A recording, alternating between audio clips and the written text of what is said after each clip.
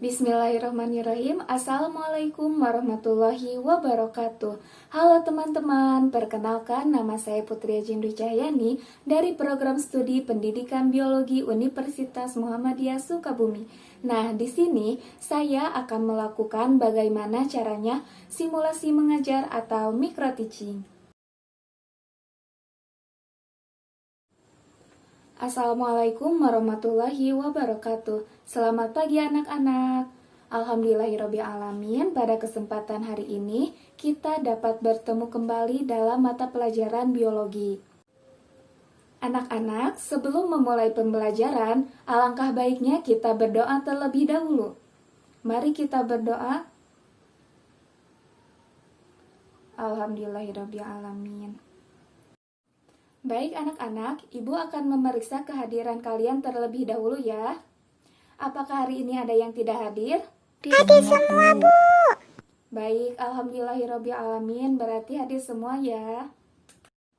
Anak-anak, sebelum memulai materi pembelajaran hari ini, sebelumnya Ibu ingin bertanya terlebih dahulu, materi apa sajakah yang telah Ibu sampaikan pada minggu yang lalu? Apakah ada yang masih ingat? Tentang alur terbentuknya sistem organisasi kehidupan, Bu. Nah, jadi urutan dari sistem organisasi kehidupan itu diantaranya ada sel, jaringan, organ, sistem organ, dan organisme. Jadi, apakah kalian tahu bagaimana alur terbentuknya organisasi kehidupan? Saya tahu, Bu. Jadi, prosesnya dari sel akan membentuk jaringan, dari jaringan membentuk organ, organ membentuk sistem organ, dan nantinya membentuk organisme. Baik anak-anak, pada pertemuan hari ini juga kita masih membahas mengenai sistem organisasi kehidupan. Nah, sebelumnya Ibu meminta kalian untuk membacakan surat An-Nur ayat 45 beserta maknanya.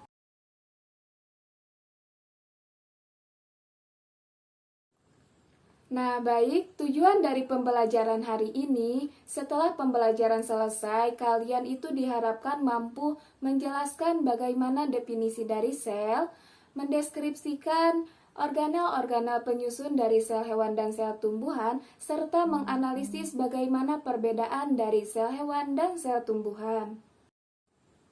Murid-murid, tahu tidak donat yang kita makan itu terbuat dari apa? Saya tahu, Bu. Jadi, donat terbuat dari tepung, lalu bercampur dengan aneka bahan, sehingga menjadi donat. Nah, betul. Sama halnya dengan donat, manusia dan makhluk hidup yang lainnya mempunyai penyusunnya juga. Nah, penyusun makhluk hidup itu yaitu sel yang akan membentuk organisme. Nah, materi yang akan dibahas kali ini yaitu mengenai organel-organel penyusun sel hewan dan sel tumbuhan. Sekarang Ibu meminta kalian untuk memperhatikan tayangan gambar yang akan Ibu tampilkan di depan. Coba kalian perhatikan dengan seksama, apakah perbedaan dari kedua gambar tersebut?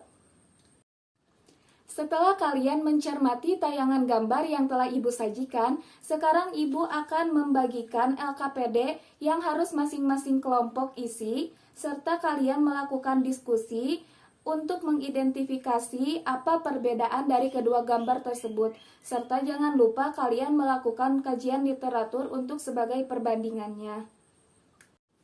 Dan dalam diskusi ini diharapkan kalian mampu bekerja sama dengan baik dan tidak melakukan keributan. Ibu bagikan terlebih dahulu LKPD-nya.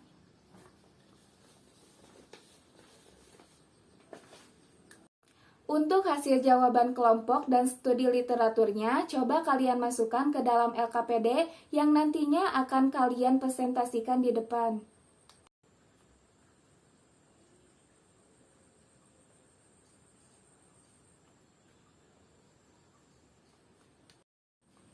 Baik, waktu diskusi telah selesai. Sekarang Ibu meminta kalian dari perwakilan kelompoknya untuk mempresentasikan hasil diskusi dan studi literaturnya. Baik, di sini saya akan menyampaikan hasil diskusi kelompok. Pertanyaannya mengenai kedua gambar yang telah Ibu tayangkan tadi.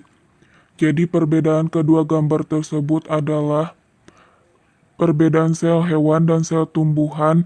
Pada sel tumbuhan memiliki dinding sel, vakuola berukuran besar, dan memiliki plastida. Sedangkan sel hewan memiliki vakuola berukuran kecil dan memiliki sentriol. Nah, setelah kalian mempresentasikan hasil diskusi, sekarang kita menarik kesimpulan. Jadi, perbedaan dari kedua gambar tersebut adalah perbedaannya antara sel tumbuhan dan sel hewan. Pertama, pada sel tumbuhan itu memiliki dinding sel, kedua memiliki vakuola yang besar, dan yang ketiga memiliki plastida. Sedangkan pada sel hewan hanya memiliki vakuola yang kecil dan sentriol. Baik, setelah kita menarik kesimpulan, Ibu yakin kalian telah memahami materi yang telah kita diskusikan. Sekarang kita akan melakukan post-test untuk mengukur kemampuan kalian setelah diskusi mengenai materi ini. Untuk linknya, Ibu sajikan di depan ya. Untuk waktu pengerjaannya cukup membutuhkan waktu 5 menit. Jangan lupa membaca doa. Baik, apakah sudah selesai? Waktu sudah habis. Baik, sekarang kita akan menjawab post-test yang telah Ibu berikan. Untuk pertanyaan pertama, yaitu menyebutkan organel-organel sel yang terdapat pada tumbuhan beserta fungsinya. Apakah ada yang bisa menjawab? Saya, Bu. Jadi jawabannya yang pertama, yaitu ribosom sebagai tempat sintesis protein, kedua plastida menghasilkan klorofil sebagai fotosintesis, yang ketiga mitokondria untuk respirasi seluler, dan yang terakhir badan Golgi untuk ekskresi sel. Baik, untuk pertemuan selanjutnya kita akan membahas mengenai sistem organ. Jadi, untuk tugas kalian di rumah, Ibu minta kalian untuk melakukan studi literatur mengenai sistem organ serta mengumpulkannya dalam bentuk catatan. Sebelum mengakhiri pembelajaran, apakah ada yang ingin ditanyakan terlebih dahulu? Cukup, Bu. Baik, jika tidak ada yang ingin ditanyakan lagi, Ibu cukupkan sekian pertemuan kali ini. Dan jangan lupa tugasnya dikerjakan dan baca-baca kembali materi-materi yang telah Ibu sampaikan sebelumnya. Baik, kita berdoa terlebih dahulu untuk mengakhiri pembelajaran hari ini. Terima kasih. Wassalamualaikum warahmatullahi wabarakatuh.